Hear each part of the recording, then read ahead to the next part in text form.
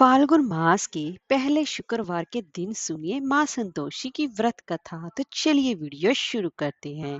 एक बुढ़िया माई थी। उसके 7 बेटे थे, जबकि उनमें से 6 कमाने वाले थे और उसमें से एक निकम्मा था। बुढ़िया 6 बेटों की प्यार से रसोई बनाती, उन्हें प्यार से ही भोजन भी कराती और उनसे जो कुछ जूठन बचती वह 7वें को दे देती। एक दिन वो अपनी पत्नी से बोला, देखो मेरी माँ को मुझ पर कितना प्रेम है। वह बोली, हाँ क्यों नहीं, सबका जूठा जो तुमको खिलाती है। वह बोला, ऐसा हो ही नहीं सकता, मैं जब तक अपनी इन आंखों से ना देख लूं मैं मान ही नहीं सकता। बहू हंसकर बोली, देख लोगे तब तो मानोगे ना। फिर कुछ दिनों के बाद घर में एक त्योहार आया। घर में नाना प्रकार का भोजन बना और साथ ही साथ चूरमे के लड्डू भी बने। वह ये जांचने के लिए सिर दुखने का बहाना कर पतला वस्त्र सर पर ओढ़े रसोई घर में सो गया। वह कपड़े में से सब कुछ देखता रहा। 6 भाई भोजन करने आए। उसने देखा कि माँ ने उनके लिए सुंदर आसन बिछाकर नाना प्रकार की रसोई परोसी और उन्हें प्यार से भोजन कराया। वह सब कुछ पतले वस्त्र में से देखता रहा। जब 6 भाई भोजन करके उठे, तब माँ ने उनकी जूठी थालियों में से लड्डुओं के टुकड़े उठाकर एक लड्डू बनाया। जूठन साफ कर बुढ़िया माँ ने उसे पुकारा कि बेटा, 6 भाई भोजन करके अब तू ही बाकी है, उठ तू कब खाएगा। वह कहने लगा कि माँ मुझे भोजन नहीं करना, मैं अब प्रदेश जा रहा हूँ। माँ ने कहा, कल जाता हो तो आज ही चला जा। वह बोला, हाँ आज ही तो जा रहा हूँ। यह कहकर वह घर से निकल गया। चलते समय उसे अपनी पत्नी की याद आई, जो कि गौशाला में उपड़े थाप रही थी।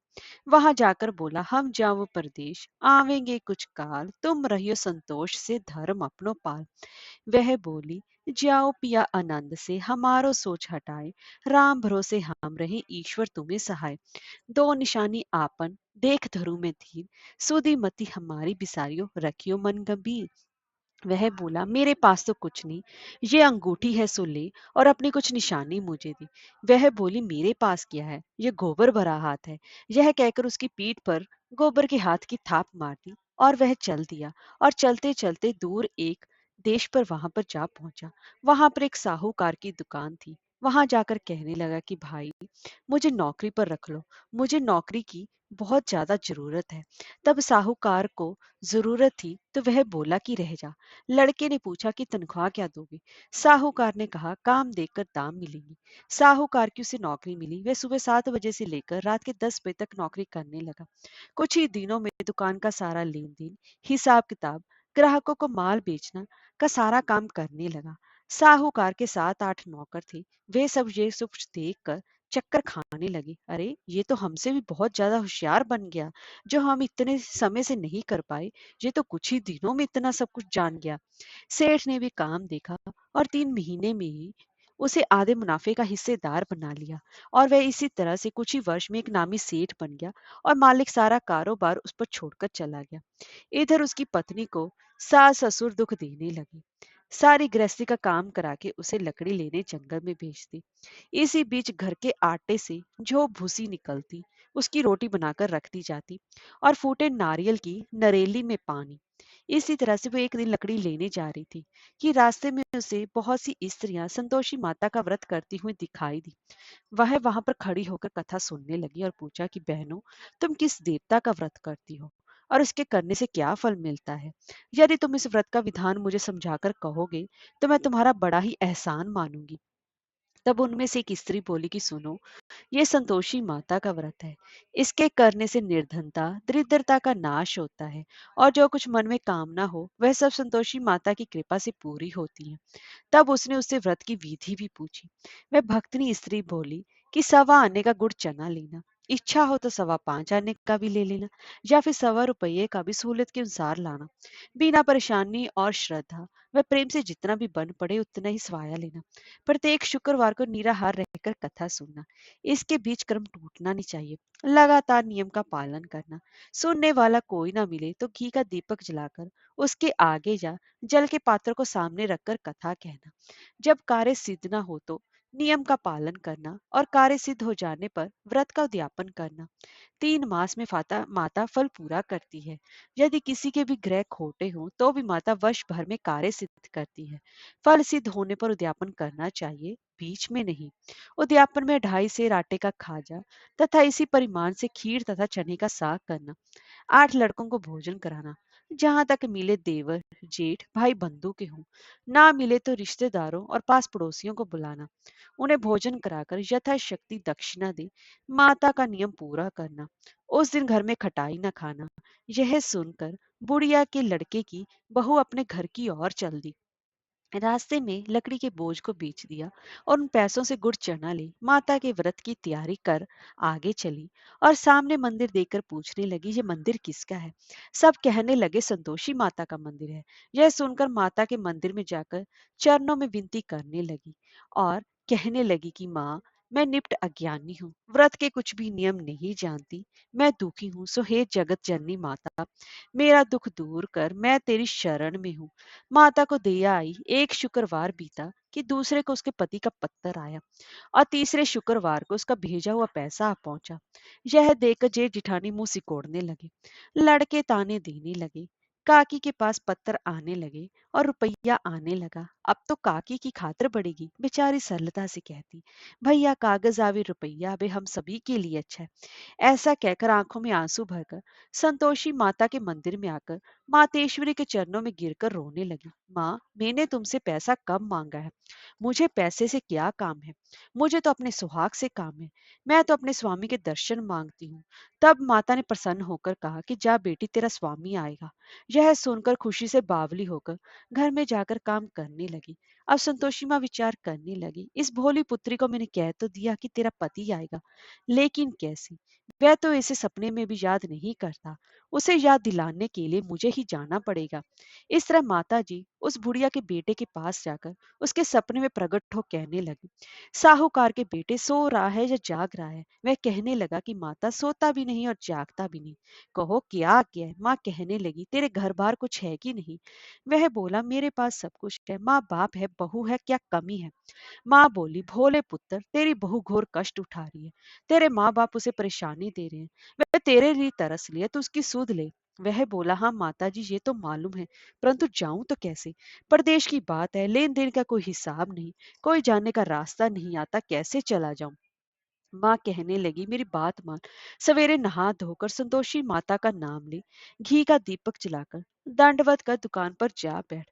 देखते देखते तेरा सारा लेन देन चुक जाएगा, जमा का माल बिक जाएगा, शाम होते होते धन का भारी ढेर लग जाएगा। अब माता की बात मानकर वह नहा धोकर संतोषी माता को दंडवत घी का दीपक जलाकर दुकान पर जा बैठा। थोड़ी देर में देने वाले रुपया लाने लगे, लेने वाले हिसाब लेने लगे। कोठे में भरे सामान के खरीदार नकद दाम दे सौदा करने लगे। शाम तक धन का भारी ढेर लग गया। मन में माता का नाम ले चमत्कार देखकर प्रसन्न हो घर ले जाने के वास्ते गहना कपड़ा सब सामान खरीदने लगा।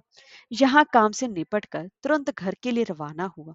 उधर उसकी पत्नी जंगल में लकड़ी लेने जाती है। लौटते वक्त माता जी के मंदिर में विश्राम करती है, वह जो प्रतिदिन उसके रुकने का स्थान जो ठहरा। धूल उड़ती देखकर वह माता से पूछती है कि हे माता, ये धूल कैसे उड़ रही है? माता कहती है कि हे पुत्री, तेरा पति आ रहा है। अब तू ऐसा कर, लकड़ियों के 3 बोझ बना ले, एक नदी के किनारे पर रुक और दूसरा मेरे मंदिर पर और वह तीसरा अपने सर पर। तेरे पति को लकड़ियों का गट्ठर देकर मोह पैदा होगा, वह यहाँ पर रुकेगा, नाश्ता पानी खाकर माँ से मिलने जाएगा। तब तू लकड़ियों का बोझ उठाकर जाना और चौक में गट्ठर डालकर जोर से आवाज लगाना, लो सासू जी, लकड़ियों का गट्ठर लो, भूसी की रोटी दो, नारियल की खेपड़े में पानी दो, आज मेहमान कौन आया है? माता जी से बहुत अच्छा कहकर वह प्रसन्न मन से लकड़ियों के 3 गट्ठर बनाए, एक नदी के किनारे पर और एक माता जी के मंदिर पर रखा। इतने में ही मुसाफिर आ पहुंचा। सूखी लकड़ी देकर उसकी इच्छा उत्पन्न हुई कि हम यहीं पर विश्राम करें और भोजन बनाकर खा पीकर गांव जाएं। इसी तरह रुककर भोजन बना, विश्राम करके गांव को गया, सबसे प्रेम से मिला। उसी समय सिर पर लकड़ी का गट्ठर लिए वह उतावली सी आती है, लकड़ियों का भारी बोझ आंगन में डालकर जोर से 3 आवाज देती है, लो सासू जी, लकड़ियों का गट्ठर लो, भूसी की रोटी दो, आज मेहमान कौन आया है? यह सुनकर उसकी सास बाहर आकर अपने दिए हुए कष्टों को भुलाने हेतु कहती है कि बहू, ऐसा क्यों कहती है? तेरा मालिक ही तो आया है, आ बैठ, मीठा भात खा, भोजन कर, कपड़े गहने पहन, उसकी आवाज सुनकर उसका पति बाहर आता है। अंगूठी देखकर व्याकुल हो जाता है। माँ से पूछता है, माँ ये कौन है? माँ बोली कि बेटा ये तेरी बहू है। जब से तू गया है तब से सारे गांव में भटकती फिरती रहती है। घर का काम काज कुछ करती है नहीं, चार पहर आकर खा जाती है। वह बोला, ठीक है माँ, मैंने इसे भी देखा और तुम्हें भी। अब दूसरे घर की ताली दो, अब मैं उसमें रहूंगा। माँ बोली कि ठीक है, जैसी तेरी मर्जी। तब वह दूसरे मकान की तीसरी मंजिल का कमरा खोलकर सारा सामान जमाया। एक दिन में राजा के महल जैसा ठाट बाट बन गया। अब क्या था, बहुत सुख भोगने लगी। इतने में ही शुक्रवार आया। उसने पति से कहा, मुझे संतोषी माता के व्रत का उद्यापन करना है। पति बोला कि खुशी से कर लो। वह उद्यापन की तैयारी करने लगी।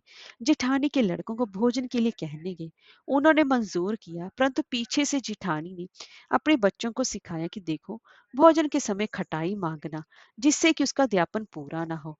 लड़के जीमने आए, खीर खाना पेट भर खाया, परंतु बाद में खाते ही कहने लगे, हमें खटाई दो, खीर खाना हमको नहीं भाता, देखकर अरुचि होती है। वह कहने लगे कि भाई, खटाई किसी को नहीं दी जाएगी, यह तो संतोषी माता का प्रसाद है। लड़के उठ खड़े हुए और बोले कि पैसा लाओ। भोली बहू कुछ जानती नहीं थी, उन्हें पैसे दे दिए। लड़के उसी समय हट करके इमली खटाई ले खाने लगे। यह देखकर बहू पर माता जी ने कोप किया। राजा के दूत उसके पति को पकड़ कर ले गए। जेठ जेठानी मन माने वचन कहने लगे, लूट लूट कर धन इकट्ठा कर लाया है, अब सब मालूम पड़ जाएगा जब जेल की मार खाएगा। बहू से ये सब कुछ सहन नहीं हुआ। रोती हुई माता जी के मंदिर गई और कहने लगी कि हे माता, तुमने क्या किया? हंसाकर अब भक्तों को रुलाने लगी।